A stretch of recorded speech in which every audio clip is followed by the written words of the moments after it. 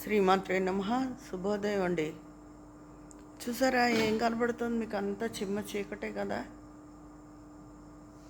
అయితే మా రాజమండ్రిలో రాత్రి 10కి 9కి గాలివాన వచ్చిందండి.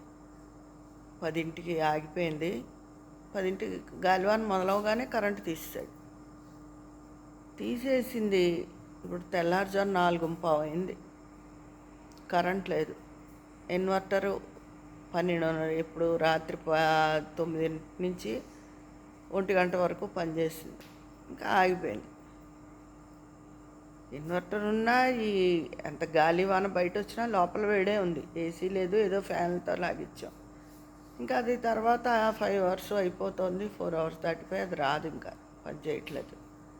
మొన్న ఒకసారి ఇలాగే అయింది, కానీ ఒక 3 అవర్స్లో వచ్చింది. ఇప్పుడు తెల్లవారులు లేదండి కరెంటు. రకరకాల పథకాలకి అన్నింటికి డబ్బు ఖర్చు పెడతారు. నా చిన్నప్పటి నుంచి చూస్తున్నాను, ఏదైనా గాలివాన వస్తే కరెంటు పోవడం, రిపేర్లు, ట్రాన్స్ఫార్మర్లు కూలిపోయి అంటారు. ఆ ట్రాన్స్ఫార్మర్లు కట్టుదిట్టంగా కట్టద్దా? అవి ఎంత ముఖ్యమైనవి. ఇప్పుడు రాత్రిళ్ళు ప్రయాణం చేసే వాళ్ళు ఉంటారు, ఏమైనా నైట్ డ్యూటీ ఉద్యోగస్తులు ఉంటారు. ఇప్పుడు ఈ బ్లింకిట్ ఇవన్నీ కూడా తెల్లవారులు కూడా ఓపెన్ చేసి ఉంటున్నాయి కదా, తిరుగుతారు. ఈ రాళ్ళే ఉన్నాయో గొయ్యలే ఉన్నాయో ఏమున్నాయో తెలీదు. ఇంతసేపు కరెంటు పోతే అలాంటి వాటికి ఇన్వెస్ట్ చేయాలి కదండి. పోల్స్ అవి సరిగ్గా ఉన్నాయా లేదా, ట్రాన్స్ఫార్మర్లు సరిగ్గా ఉన్నాయా లేదా, అలాంటి వాటికి ముందు డబ్బు ఇన్వెస్ట్ చేయాలి. అలాంటి వాటి వల్ల కూడా మన పరువు, మన ఊరిది కానీ మన రాష్ట్రానికి కానీ పెరుగుతుంది. అంతేకాని ఏవో పథకాలు ఇచ్చేసి వాటి వల్ల అంటే వాటి వల్ల ఏమైపోదు. ఏదో మనం ఇచ్చే పథకాల వల్ల జనాలు సుఖపడుతున్నారు అనుకుంటున్నారు, కానీ జనాలు అంత క్రితము బాగానే ఉన్నారు. ఇచ్చిన తర్వాత ఇంకా సోమరిపోతనంగా తయారయ్యారు తప్ప. ఎందుకంటే ఎక్కడెక్కడ ఫుడ్ దొరుకుతోంది. ఇదే మధ్యతరగతి వాళ్ళే నానా అవస్థ పడుతున్నారు. ఇంట్లో చంటి పిల్లలు ఉంటారు, ముసలి వాళ్ళు ఉంటారు. ఈ ఎండల్లో ఈ కాస్త వేసిన గాలివానకి అదేమన్నా గాలేస్తుందా? లోపల చల్లబడిపోతుందా?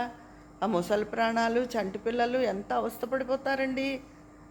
ఇవేవి ప్రభుత్వానికి పట్టవా? ఆ పోల్స్ ఏనాడో వేసినవి, ఆ ట్రాన్స్ఫార్మర్లు అవి ఎప్పటికప్పుడు పటిష్టమైనవి చెయ్యాలి కదా, పటిష్టంగా చెయ్యాలి కదా. ఈ రియల్ ఎస్టేట్ వచ్చినప్పటి నుంచి ఈ కట్టడాల కోసం, అంతకితం ఆయిల్ గ్యాస్ వాటి కోసం కోనసీమ అంతా అలాగే ధ్వంసమైంది. డెవలప్మెంట్ ఉండాలి నిజమే.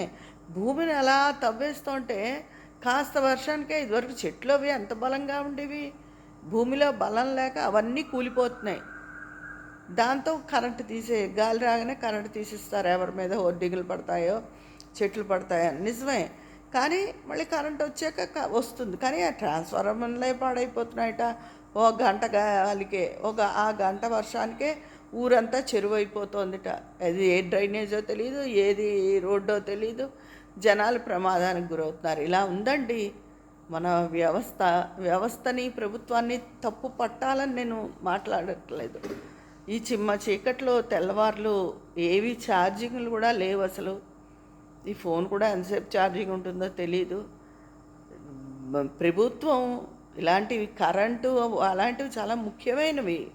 వాటి మీద శ్రద్ధ పట్టి చూడాలని నేను కోరుకుంటున్నానండి.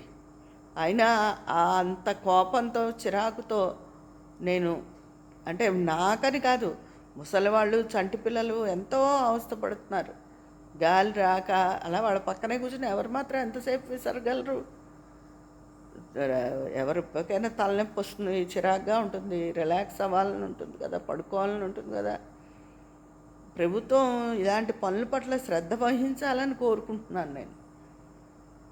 ఈ వీడియో నిజంగా చాలా కోపంతో, చిరాకుతో చేస్తున్న వీడియో ఇది. ఈ చిమ్మ చీకటిని మీ అందరికీ కూడా షేర్ చేస్తున్నాను.